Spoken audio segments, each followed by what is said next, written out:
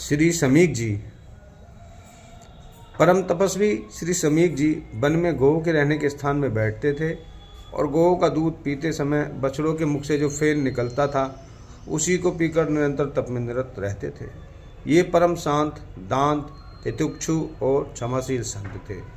One में शिकार खेलने के लिए गए हुए राजा परीक्षित भूख प्यास से व्याकुल होकर इनके आश्रम में आए, परंतु मौन व्रत लेकर समाधि में स्थित होने के कारण ऋषि द्वारा राजा का समुचित सत्कार न हुआ। क्षुधार्त, तृष्णार्त, अतः हत विवेक राजा परीक्षित मुनि की स्थिति को बिना समझे ईर्ष्या और क्रोध के वशीभूत हो धनुष की कोर से ऋषि के गले में मृतक सर्प को डालकर घर चले गए।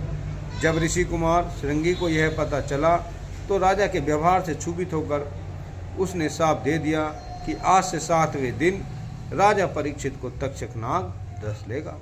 जिस समय ब्रह्म ऋषि समीक को यह मालूम हुआ तो उन्होंने पुत्र का अभिनंदन नहीं किया।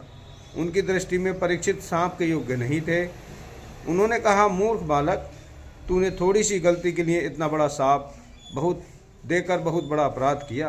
तुझे भगवत स्वरूप राजा को साधारण मनुष्यों के समान नहीं समझना चाहिए। राजा ईश्वर का अंश होता है। जिस समय राजा का रूप धारण करके भगवान पृथ्वी पर नहीं दिखाई देंगे उस समय अराजकतावश निरंकुश प्रजा मनमाना आचरण करने लग जाएगी।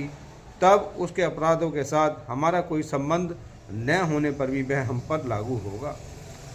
सम्राट परीक्षित तो बड़े यशस्वी और धर्म धुरंधर हैं। उन्होंने बहुत से अश्वमेध यज्ञ किए हैं और वे भगवान के प्यारे भक्त हैं। वे ही राजश्री भूख प्यास से व्याकुल होकर हमारे आश्रम पर आए थे। वे शाप के योग्य कदापि नहीं थे। इस नासमझ बालक ने हमारे निष्पाप सेवक राजा का अपराध किया है। सर्वात्मा भगवान कृपा करके हमें क्षमा करें।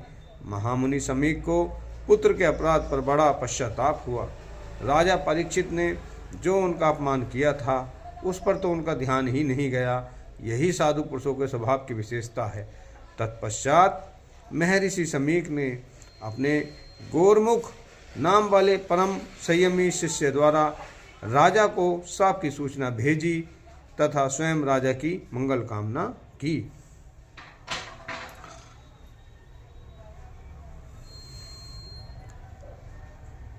ये त्वमेव प्रपदन्ते न ते मुहाति मानवा।